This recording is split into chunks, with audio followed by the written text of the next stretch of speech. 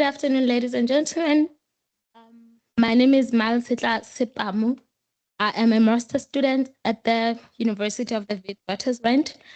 Under the supervision of Dr. Tim Hotchkiss from the Origin Center, Dr. Guillaume Morin from Toulouse in France, and Professor Justin Pajata in NYU. My presentation today is not on my master's. It is on, part of it was for my undergrad, and part of it is for the paper that I'm working on, which is the historiography of archaeology in Lesotho. I'm giving this introduction that this is a mix of historiography and the historiography of archaeology, because I'm not a rock art specialist. So I had to include the rock art in my paper or my study because it is one of the contributors of why archaeology was studied in the country. So I will first start with a brief history of the beautiful country in Southern Africa. The Kingdom of Lesotho is a small mountainous country surrounded by the Republic of South Africa. We are an enclave. It lies alongside the watershed of Southern Africa amid the range peaks of the Drakensberg, from which rise the tributaries of the three great rivers, which is the Vaal, the Tugela, and the Orange River. The country shares borders with three provinces from South Africa, which is the Free State, KwaZulu-Natal, and the Eastern Cape. It is divided into 4 ecological zones. The lowlands are the lowlands are a narrow strip of land lying west of the mountain ranges and less than 1,830 meters above the sea level. So the history of Lesotho initially begins with the San, the Bushmen, stroke hunter-gatherers. The San are the people, or were the people who are believed to have been one of the region's earliest inhabitants. They led a nomadic life, like we know the whole history of the San, without wasting any time. So archaeological evidence from the studies of from Lesotho suggests that they were present in the country as early as the Stone Age. So the San people's way of life persisted for centuries, adapting to changes in climate and landscape. But with the arrival of the Bantu-speaking people in Southern Africa thousands of years ago, the San people gradually encountered pressures from agricultural expansion and competition for resources. Some intermingled with the new arrivals, others relocated to more remote regions in the mountains and deserts. Over time, these groups of the San, Bushmen, or hunter-gatherers interacted and merged to form what we call Basotho Nation today. So now the site that I'm going to present on is in one of the districts, which is in the mountainous part of the country, which is Mokhotlong. So I thought it would be very important to actually give a bit of a history of what the district is. Mokhotlong district got its name from the phrase, the place of the bald ibis. The bird has greenish body, a red head, and a long red bill, and it is sometimes seen along the Mokhotlong River. The town Mokhotlong, or the district, began as a police post in 1905 and was named after the river which is the Mokhotlong River. At that time, Mokhotlong was known for being very remote. People could only reach the police post after several days on horseback. This long travel time shaped the identity of the district and the lives of many people for many years. The mountainous landscape of Mokhotlong district also shaped how people lived in the past. The high mountains, rock shelters, and deep valleys attracted the San hunter-gatherers long before the police post was built. These communities used the rock shelters for protection, water, ritual practices, and hunting, well, according to the sources. Because of this, Mokhotlong has several rock art sites, including the Mahemeng Cave, which is our focus for today. The paintings from the rock paintings and in the district, according to some of the scholars we have who have documented them. One of them was Casalis. Mostly they were documented by the missionaries who came into the country. They argued or they showed that these paintings show animals, human figures, and scenes linked to spiritual practices. So they help us understand how the sand moved through the highlands and how they interacted with the environment. So today, the district Mokhotlong is known not only for its dramatic landscapes and history, but also its archaeological importance. Rock art remains a key record of the people who lived in the district before the arrival of the Basotho communities and before the colonial structures were introduced. Okay, now let's talk about the location of the site. Mahemeng Cave is located in the northeastern Lesotho in the Mokhotlong district near the Khubedu River. It is located in the village called Mahemeng in Mokhotlong. Historically, the area was home of sand hunter-gatherers who hunted eland, antelopes, and performed shamanic rituals and used the cave for shelter. The rock art in the cave depicted spiritual beliefs, social activities, and everyday life, which connects the generation with their cultural heritage. The cave contains the spring in it, which could have been available water source for the past inhabitants. So just to mention, outside like a few kilometers, maybe not even over 5 kilometers, there are also wetlands and big crazy land like not very far from the cave. So it shows the landscape. It also shows the resources that were available at the time. I keep saying available because the cave now has been destroyed beyond repair. So the methodology, I did the site visit in 2023 December and 2024, and then I obviously took photographs and did the condition assessment and I had interviews with the headers and the chief and some of the villagers. It's quite not a big village. I think it's a village of not less than 50 households. And then I also consulted the literature review because actually my paper is on how communities can be taught about the preservation and the conservation and the importance of the cultural heritage in their own areas. So I also tried to do the comparison with the regional case studies.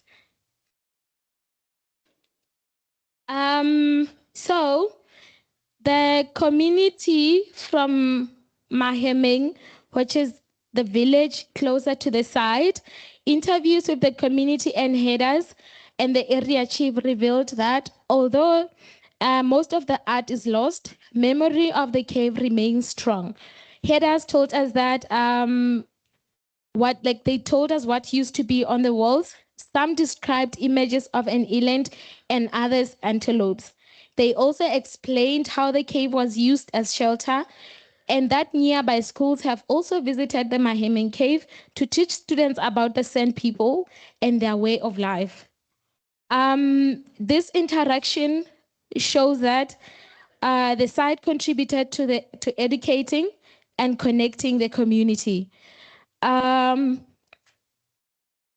Such oral history, because now the conversations and the knowledge that we got from the community, from the area chief, complements the archaeological findings around the whole district of Mokhotlong, that the way Sand people actually lived in the district. The documentation of that has been done properly by Ambrose. So the information about the site helps us fill the gaps about what is gone. Like what they told us was like this helped us to have an idea of what is gone from the site. So the study shows that community voice must be included in all future conservation plans. People near the sites understand them better than anyone, and they are the first protectors and the key to keeping these places safe. So like I had already mentioned, they had said that originally the cave had many paintings depicting hunting, stick fighting, and rainmaking ceremonies. Today, only one picture or one painting survives. The site has suffered severe damage from fire, smoke, and limited protection. The herders use the site during winter and in summer when it rains. They break off the rocks from the cave and then use them to guide or drive the cattle away to prevent them from grazing in the nearby fields. Despite this loss, local memories of the paintings and knowledge about their meaning remain strong, highlighting the potential of community-led conservation. So this is, I don't know if it's clear, that is the current condition. Only one painting is visible. So there's also graffiti.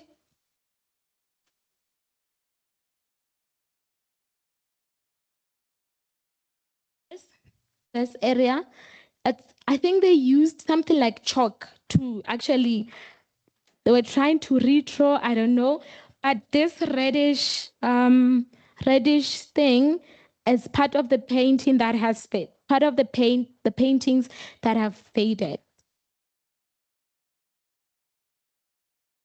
So earlier I talked about the spring. This is the spring in the cave, and it has very clean water. We even had some. So, but this is basically only one painting that survived. So we have, like, I have quite a number of lessons that I learned from this, because I said the aim of the paper is to actually involve the communities into the protection of the cultural heritage of our cultural heritage. So this is one of the lessons. When communities do not know the value of a site, they cannot protect it. I am saying this because even though they had mentioned what was in there and all their memories, they did not have any connection, like, either spirituality, or they just remember that when we were in primary school, we used to go to the site and we were shown and taught about this. Otherwise, they just didn't know, because they confirmed that they do their fire in the cave, and basically that's their own shelter. That's how they use it. So when communities do not know the value of the site, they cannot protect it. So Mahemeng Cave shows that people may live near a heritage site for generations without understanding its meaning or importance. If they are not taught what rock art represents, the site becomes vulnerable to scratching, touching, burning, gravity, vandalism, and many more. So this is a lesson that heritage protection should start with community knowledge, not anything else. The recommendation that I have, I think a lot has been said about involving the community in the preservation or the conservation of rock art, and I have noted a lot, which I will incorporate into my paper, and also hoping that the ministry also will incorporate the rest, some of the suggestions that were made, because this cave was just a reference. There are other caves by the district and the closer districts which still face the same the same problem. And I remember the other cave, the headers actually spilled the water on the wall just to show us that it has something. So to them, it was magic. And I am scared that that cave also might be destroyed beyond repair like this one. So because it looks like they do that to everyone who comes, they show that to everyone who comes. So the recommendation here is that heritage education must be local, simple, and continuous. Mahemeng shows that once a site is damaged beyond repair, it is too late and we can't repair it. So communities, we need school programs which include protection of our cultural heritage. We also need like village meetings like we had with them. We had the conversations, but even though now they could understand the importance of protecting the site, it's actually too late. So a simple explanation of what rock art is and why it matters is very important. Heritage education must be done in local languages using words, maybe repeated often, and local like Sesotho and English are the mostly used language in the country. And maybe we could also have like some workshops where we actually include the local communities. So one other lesson that I learned was that communities are the first line of defense for the rock art sites or any other cultural heritage around them. So no heritage officer, archaeologist, or government official stays in the village. Only the community lives with the site every day. So Mahemeng teaches us that villagers are the real guardians. So empowering them with knowledge is the only way to prevent the destruction. Respect grows when people understand what the art was that the art was made by humans who lived in the same landscape. Many people damage rock art because they think it has no meaning, which is what we got when we got to Mahemeng. In as much as they had, or the actual memories came after we explained why the site is important. But before that, they just didn't know how important it was. So if people could understand that the people who made this rock art were real people, they lived here before us, they expressed their stories on the walls, the art carries memories, and then the respect will increase. So Mahemeng becomes a warning for the future in Lesotho, because even though it is destroyed, it becomes a lesson side. It tells us that as Basotho that whatever happens when communities are not taught about heritage, it means we will have the same problem. So it also teaches us why education is important and why future sites need better protection. It becomes a symbol of what must change in heritage management in Lesotho. In conclusion, the loss of Mahemeng shows that what happens when communities are not taught about their own heritage. When people do not know the meaning of a site, they do not protect it. It is why heritage. This is why heritage education is important. It helps communities see that these sites belong to them, and that they carry stories that cannot be replaced. If we want archaeology in Lesotho to grow, we must work with local people. We must teach, explain, and involve them. Rock art survives when communities understand its value. Mahemeng reminds us that protecting heritage is not only the job of archaeologists, it starts with the people who live close to the site. Our future depends on learning from this loss so that no other site disappears before it is understood, recorded, or respected. While Lesotho government bodies such as the Department of Tourism and Culture have steps to protect rock art and heritage site, strong collaboration between communities, researchers, and policymakers is necessary to ensure long-term preservation or conservation. The irreversible destruction at the Mahemeng Cave demonstrates the urgent need for conservation efforts to protecting the country's heritage for future generations.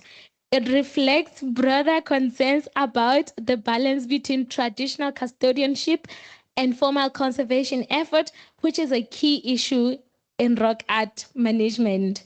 So this paper contributes to the ongoing discussion by proposing community-driven awareness initiatives and policy interventions that integrate local knowledge with sustainable conservation strategies. Thank you so much. Yeah.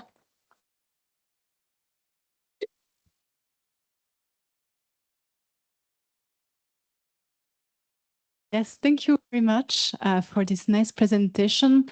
Maybe I had one question or comment, I don't know, about the question about to raise awareness about the meaning or the value of rock art site, because we had quite similar issues in Guadeloupe, where I have been working before. But it was not that people didn't know about rock art, they know. There have been quite a lot of measures taken by the municipalities, by the schools, to try to sensibilize the children to the presence of the site. And still, there are some people busy destroying the rock art there. So inhabitants, I mean. So my question is, which values, because I mean, you can have all kind of value, and which meaning really can make a strong impact on local people? I think yesterday one of the presenters from Lesotho was presenting about the clans, like linking rock art with clans. So one of the things or one of the values I believe is that like the clans are some of the most important, one of the most important identities in the country. So I think if we could be able to link such important maybe cultural practices, cultural customs, and like the clans that we have, it might be easy for people to actually respect such places, because basically if you know your clan, you literally protect and respect everything that comes with it. Thank you. Thank you for the presentation. I think for me, the existence of rock art within the border state of Lesotho says so much about the mobility of rock art and the community themselves. So the question is, what frames of reference you think we can use to explain, to describe the meaning of the painting? I'm thinking what we can do would be, we can do archaeological excavations, and then I think so far the material analysis are able to help us connect the relationship and the mobility between like the inhabitants in Lesotho and ones in South Africa. So I think archaeological excavations must be one of the most important things. Hence, I said in studying the historiography of archaeology in Lesotho, that's where I realized where the importance of rock art comes in. Thank you so much, Mali, for that wonderful presentation. Mine is on the methodology that you used. You mentioned that you interviewed the local headers, right, for your research, right? So I want to understand if these local headers associate with the site, because you mentioned again that they don't really associate, they don't have, they don't value the site, if I got you right. So I want to understand if they associate with the site, you know, if they have a connection with the site. And these are the people who were taken to the site at the young age during primary school to be taught about the sense life. So that's how they got associated to the site, because that's basically what they gave us about the site. So we had to talk to them because they know exactly what was on the walls before they were distracted. Thank you very much about your presentation. I feel like you are lamenting, you are crying. I'm not. The site is dead. Maybe, don't you think we should mourn and move on? If we don't move and move on, what should we do about the site? Because frankly, there's only one painting. I understand there's archaeology. Then maybe suggest what can be done about the rock art that used to be there, because it's stressing to see those pictures. Should we reproduce or have an exhibition from archival information at an interpretation of site, a center of how the site used to look like, how the paintings used to look like. When I was young, I was beautiful, look at me. But causes of death, the site is dead. What are the causes of death? What lessons can we take from this? Is it really worth doing it, to be honest? When I presented, I said this is a reference site that has to strengthen my argument that we need to involve communities in the protection of the rock art and cultural heritage sites. And I also mentioned that the site is beyond repair. So it means we can't do anything. But why don't we get lessons from it as Basotho and then apply all the lessons that we got from that to the sites that still have the rock art?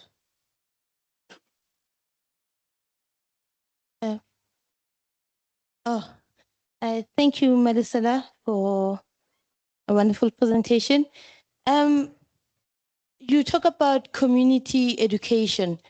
I would suggest maybe with everyone who deals with communities, especially in communities that still have what we call traditional leaders like chiefs and Induna in Suzulu, and people that they regard as like within the rural communities, to lure the traditional leaders or the Indunas in Suzulu, what they call Indunas. Reason being, I'm talking from experience. When we're doing field work and we involve Induna or a traditional leader, not healer, sorry, a traditional leader, the community immediately respects the work that we do. And if they get lessons from the traditional leader, they automatically, I don't know, they have this sense of appreciating the site more. But the moment we don't include or we don't involve the traditional leader or somebody that they regard as their, Induna or the headman, then they lose the respect. And even if we come and give these talks about heritage, why this site is significant, they won't listen. So I think it's high time, before you include, like if you want to include the community, talk to the person that they regard, like they listen to, because it has power. I've experienced it and I've noticed, like I'm talking from experience. Okay, thank you so much for that. I'll note it down.